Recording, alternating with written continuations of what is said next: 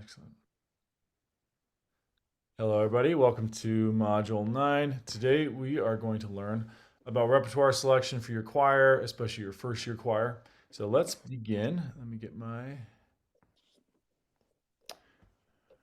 Okay.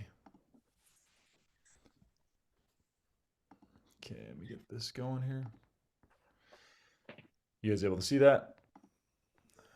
Yeah. Fantastic. Let me increase this a little bit.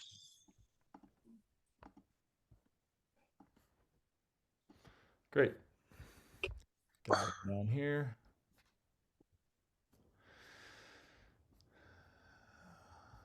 Alrighty, so repertoire selection for the year. We went over this a little bit last class. First year repertoire should be easy to follow in SATB format. It should all look very clear, the different parts. That way the singers know exactly where to go and there's not a ton of explaining you have to do. Recommend simple keys, not having many, if any, accidentals. Uh, Simple and basic interval jumps. Don't extend the range too far for the singer. Another quality I didn't include last week is have likable motifs and melodies that are easy to follow, partly for the choir and also for the congregation. If the congregation's new to this whole sacred music thing, you want something that they're gonna like and not be um, too much too much in the clouds. Great, and then repeatable for Sundays. Nice generic motets are great for that. Propers versus hymns. We talked a little bit about propers. You guys are familiar with antiphons or proper antiphons. They get called a lot of things nowadays. And I'm just juxtaposing that with hymns because hymns often substitute for the antiphons that are proper to the Mass. And uh, what I recommend as a music director is always give the propers and antiphons first place in your selections. And only in circumstances where the choir is not ready, or you're not ready, or maybe the parish is not ready, or your pastor is not ready, where you just use hymns instead. So, what are the proper antiphons for Mass? You have the introit, which is the entrance chant. You have the gradual, and then as a substitute for that, or alternatively, you can use the responsorial psalm. There's the Alleluia, which happens before the gospel, the offertory, and communion. Um, and why are these called proper antiphons? Did anyone know the answer to that question? Because they're proper to that um, liturgical day or season. Perfect. Yeah. You're never going to hear them.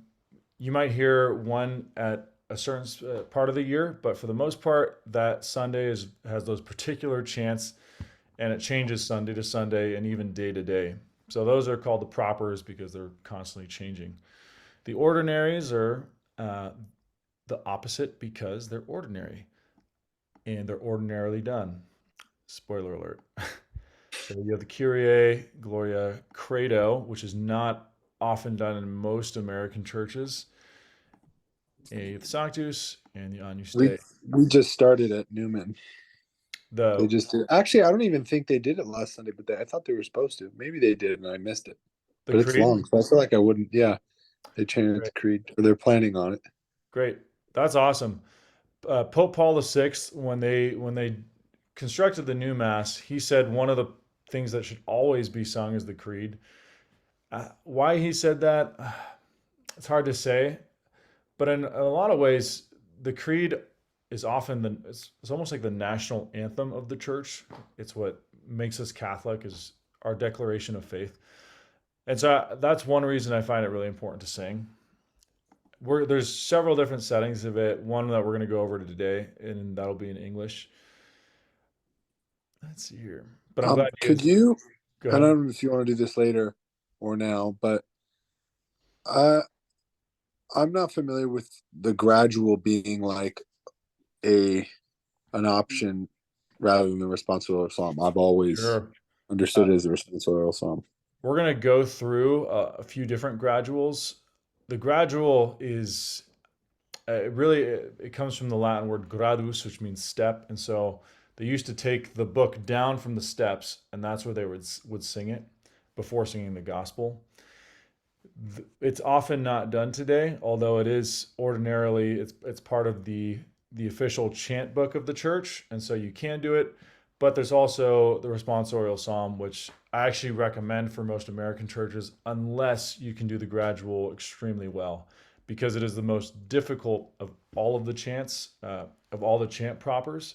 So if you're looking at an Alleluia, offertory, communion, and introit, this one, the gradual, is often going to be the most difficult. You'll see that firsthand here soon. Can't wait. Awesome. Resources for selecting propers from best to better. Ideally, in your vision for the music in your parish, singing the Graduale Romanum, that book right there, needs to be your ultimate vision for you and the parish choir. And that's because the Vatican II documents presuppose that's the case. In the Vatican II documents, you'll see that chant deserves pride of place in the liturgy. And these being the original chants of the church, we at least need to be familiar with them, if not putting them in our ultimate vision for the parish. So let's look at a few of them. These are the more difficult chants of the church, so they're not appropriate for a first year choir unless you're really trying to nail chant down with them. So let me go to this right here is an example of the Graduale. So a lot of this is in Latin. You can find English versions. I couldn't find one in English today. So this is the introit right there. And this is for the first Sunday of Advent. Is your introit chant. And as you can see, it's very long, very elaborate. And then your psalm verse. And these can be added to depending on how long the procession is there incense, all of that. And then after the verse, you go back and repeat the antiphon. And by the way, that is the A that goes on the D. So it should sound like A te levavi. Just so you don't start with a D on the word. Excellent. Then right below here, you'll see these letters GR, and that just stands for gradual. This is a simpler one. You often see graduals that are all over the staff, and they're extremely beautiful and very difficult to sing. This is one of them. And then you have the Alleluia. Here's your Alleluia. Typically after the Alleluia, you'll see this IJ here. And the IJ means to repeat and then go through. So you'll hear something like this. Alleluia.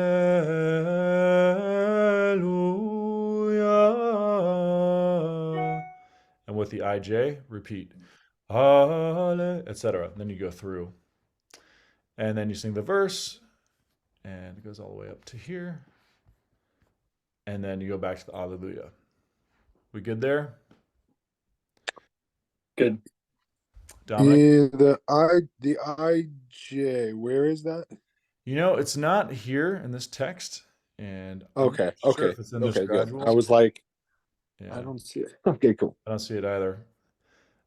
It's usually there, so this is a different edition of the Graduale, or the Graduale Romanum.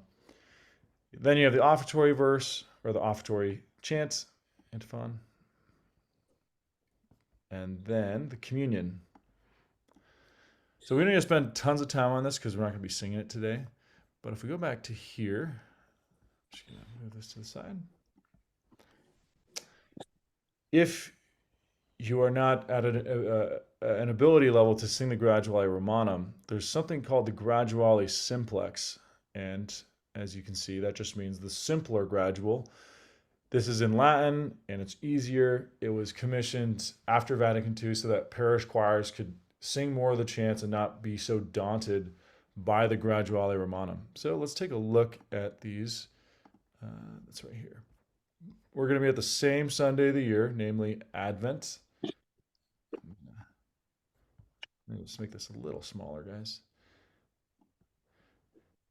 And here you have the antiphon for the introit. You notice you have often the cantor sings the first line, and then at the asterisk, everyone joins in. And depending on how long the procession is, you get all these different psalm verses you can add in.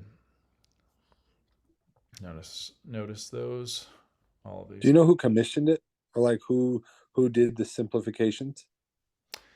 I believe it was in the 1970s. I don't know exactly who was the author. A lot of them were based. There are abbreviations of the chant, although that's not always the case. Sometimes they just rewrote something completely different. Right. Let's see here. Great. So you have the antiphon. A lot of this is in Latin. I don't think there is an English version of the Graduale Simplex, and that's not terribly important. But if you go here, here is your responsorial psalm. And the response is right here. So if you have your do ti lasso, Domine Deus virtutum. And that's the congregational response. And then you go to verse 1. Venia liberandum nos. Then the congregation responds, Domine Deus virtutum.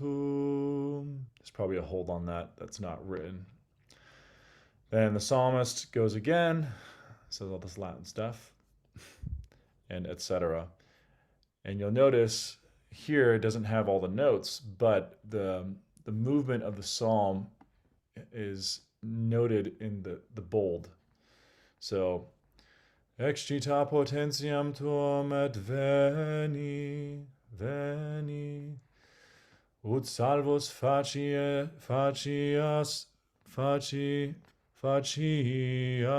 nos. I'm not familiar with the psalm tone. So that followed pretty clearly, guys. Fantastic. Yeah. Then you have the Alleluia. Alleluia, alleluia, alleluia. Then your verse, etc. And you have multiple verses depending on how long the Alleluia procession is. This part means the Gloria Patri is always omitted. Semper omittitur. Fantastic. And then you have the antiphon for offertory with a psalm verse, if you like, and antiphon for communion. Then you have your Mass 2, your second Mass of Advent. And it goes so on. The gradual flow of all this. Pretty clear? Yeah. The point of this class is to show you resources that you have in selecting your repertoire. So we'll get a chance to sing a few of these here soon. This book, I cannot find an example of it, but one thing I really like about it is the Weber gradual, so to speak. It has the propers all in English, and it has them at different ability levels. So you have your introit, and it could be at the most difficult. It's all in English. It's almost identical to the Latin chant. And if you're at a medium level, there's another antiphon that's built for you. And if you need something really, really basic, they have another one. And then you have your psalm verses. So that they have that for the introit, the offertory, and the communion. They omitted the gradual and Alleluia. Another resource you have, I really recommend this book for that reason. He's not really composing new chants. He's taking English and applying them to the Latin melodies with some modifications. And then there's this guy who is quite famous, Bartlett. And if you go to Bartlett, he has pretty much written his own chants in a very simple form, in a very easy to follow, and you don't have to spend an hour or two practicing these. You can just go through them. He has the introit here with verses, offertory, and communion. He doesn't include the responsorial psalms. And he's a local. He's an Arizonian, local guy. right? I think he worked with your father-in-law. Yeah. Here is an interesting resource that I'm not the biggest fan of, but I'd consider a last case scenario. This guy is from Ohio. He took uh, chants of the church and rewrote them in a hymn form and then put familiar hymn tunes to them. So this one, you'll instantly recognize it. My spirit unto thee I raise, O Lord, who keepest all my days. And this is an attempt on his part to get the congregation singing the antiphons according to familiar hymn tunes. So you'll notice here he has antiphon, psalm verse, and then the doxology, which is the glory be to the Father. This is just an example of the introit. So an interesting resource. I wouldn't use it myself unless, you know, I'm not sure why I would use it, but you can use it if you like. Thanks. Hopefully he doesn't watch this class and just hear me ragging on it. Now, if you are doing Spanish propers, this is a great little resource. And I'm going to click on this and just show you how to navigate this. So you go down here, you have settings throughout the year. I'll lower this a little bit. And say you have Advent and Christmas. Let's do, here we go. First week of Advent booklet. These are great because if you're doing Spanish, it's just very simple. The format's really easy to follow along. And unto you, O Lord, I have lifted my soul. And the melody is almost identical to the Latin. The Latin, which is right here. You can just tell the similarity of melody. Here we go. Da, da, da, da, da, da, da. And he has responsorial psalms with this, and pretty much every part of the Mass that you need in terms of the propers. So if you're going to be directing a Spanish liturgy, that's a great resource. And if you're looking for a responsorial psalm, this guy has a lot of awesome stuff. And I'll just show you a little bit of this. Say you're doing first Sunday of Advent, year A, follow here. And at the top of the page, he has all these different psalms you could choose from. So you're not just ending up with the OCP, the OCP responsorial psalms, which can get repetitive. This one, for example, it's really clear to follow. Let us go rejoicing to the house of the Lord. Then you have all your different verses. He even has an organist version, so the organist can just play those psalms. And these are all different options you have as well. Heading back here.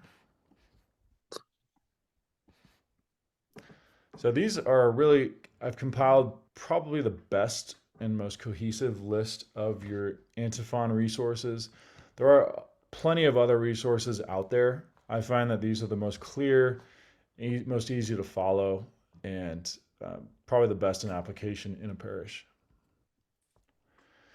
Now, if you're selecting ordinaries, namely the Kyrie, Gloria, Sanctus, all that, these are your choices. You have the Kyriale Romanum, which is part of the Graduale Romanum, and I'll show you where that is.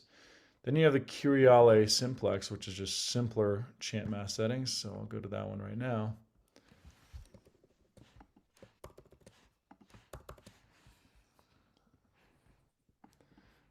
Sorry, I go down here. This isn't. See if I can de-zoom this. It's not de-zooming for me. So here's your Mass 1. Kyrie eleison, Christe eleison. And you've heard that Mass probably a million times in your life. This is where it comes from.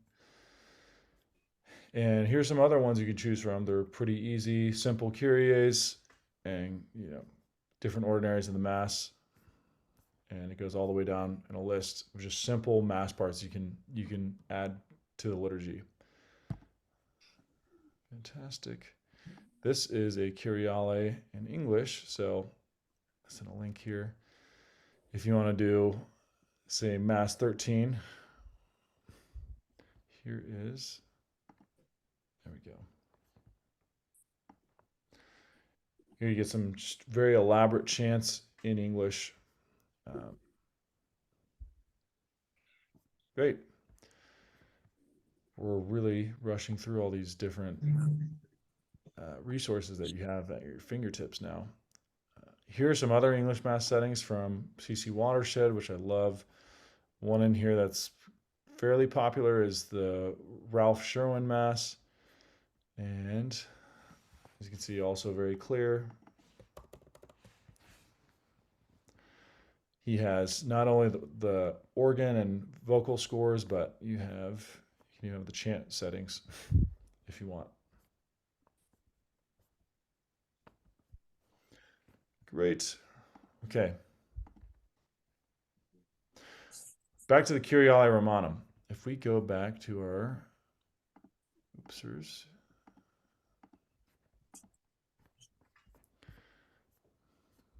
This does not have the Kyriale in it.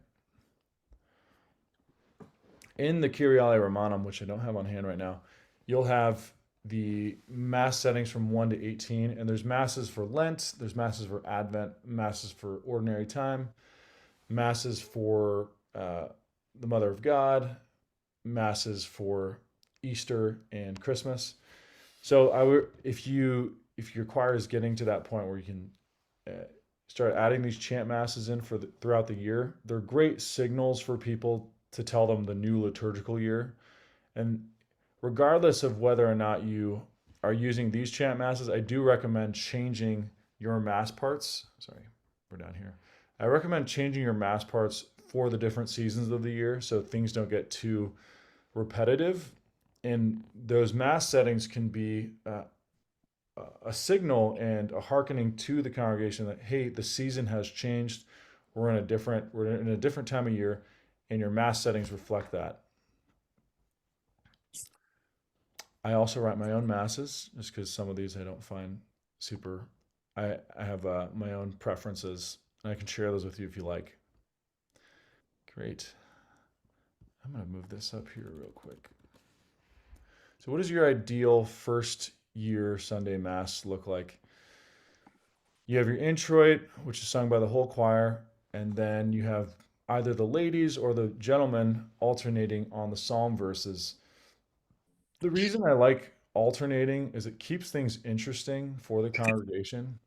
If your choir in the two octaves, namely the ladies and the men, if they're singing always all together, it gets a little repetitive. And one way to keep the congregation engaged and the choir engaged is to show contrasting lines. Namely, we're just going to have the women sing here, just the men sing here, and or you even have a solo verse here and a tutti verse. That's my philosophy, and I find it is really good for keeping everyone engaged and interested. Great. You have your Mass 8, which is the traditional Kyrie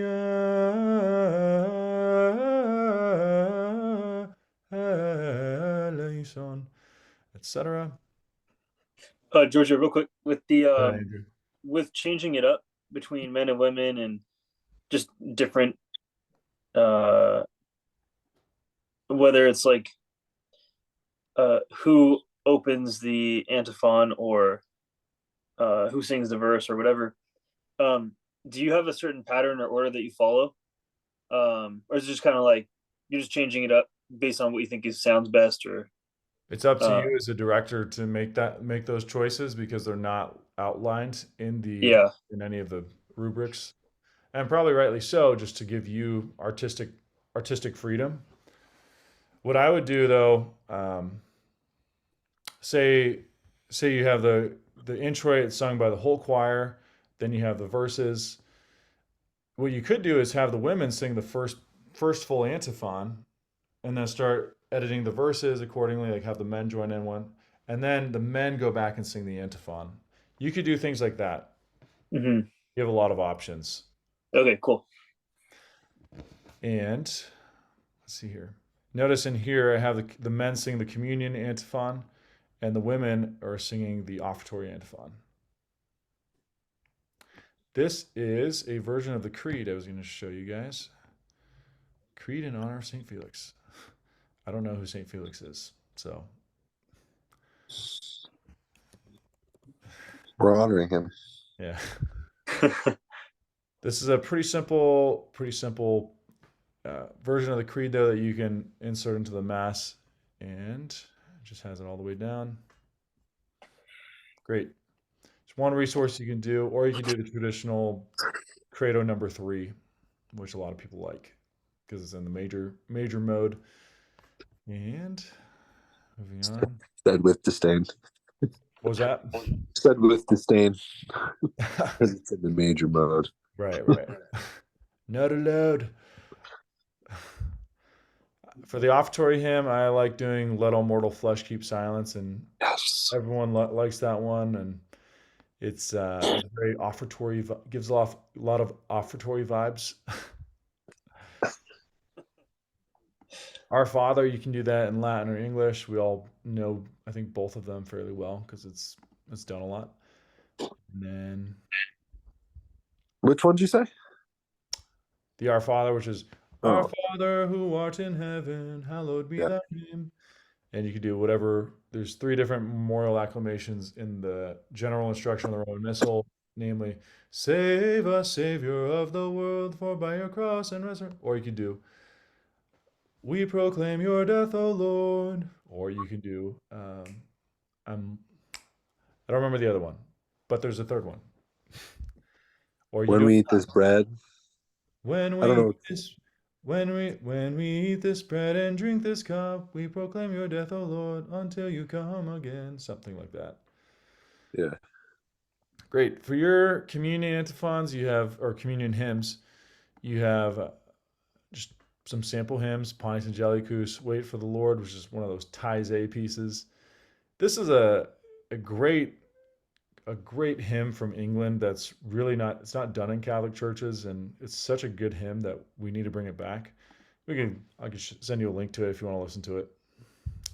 And then maybe have a Latin hymn meditation at the end of communion when the priest is cleaning the missal or cleaning the chalice and all those things. One thing Renata has done is she sings the Marian antiphon of the year, which is either the Salve Regina or the Alma Redemptoris Mater. And she does it actually right before the recessional hymn. Some parishes do it after communion. This is another optional tradition, but if you give your congregation this format of things to expect, they start liking that a lot. And the Marian antiphon also is a great signal for the liturgical season of the year. So, let's move on. Here are some ideal hymns for ordinary time. And you've probably heard of all of these, and you probably have not heard of the last 2. So I've included links to them. Great hymns. Here are some other ones. And these are all pretty good hymns for beginners. You can do them in 4 parts. We'll talk about in one of the lessons on the way there is a specific way to do a hymn that I recommend. One that really keeps the congregation engaged and you engaged as a director, and the choir, it gives them a nice balance of things.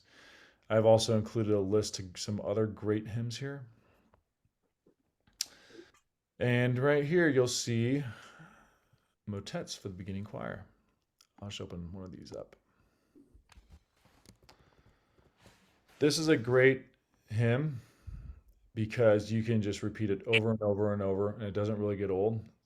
It's in the key of C, so it's really simple, and all the parts are easily distinguished.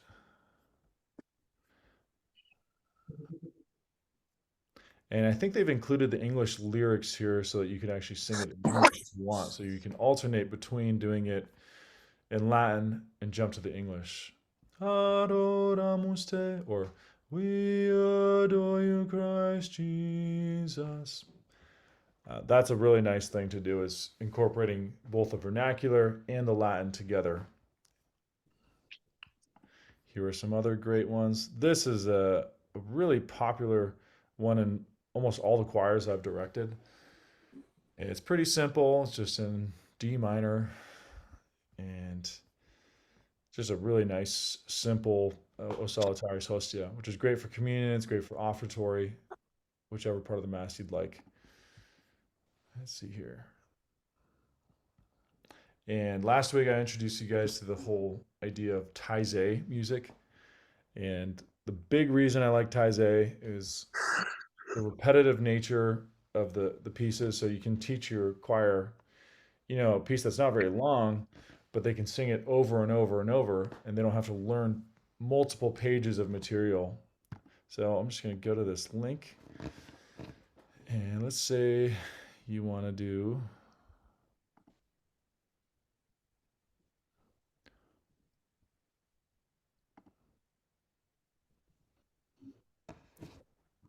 here is a great little, I think I could play this music.